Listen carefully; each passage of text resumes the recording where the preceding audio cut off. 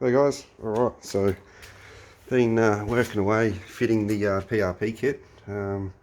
Basically, so this is my shielded wiring for the cam trigger, and then I just got the crank. The crank is here, so I'm basically just going to hook them up, use the wire here. So this was quite hard to actually install. The crank was the hardest of them all.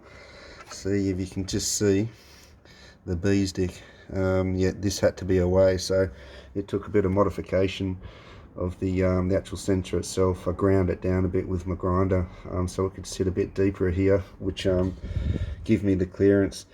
And you know, so you could actually screw this bolt in a bit more and she'll go even closer, but you know, that's pretty close now, and I'll see how she goes and if she picks up a good signal. But yeah, so everything's going to be back together now.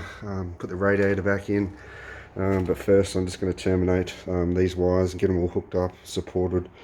The crank one is actually a little bit very close to being short, so, and I don't really want to extend the shielded wire because it seems pointless if you do that. So alright guys,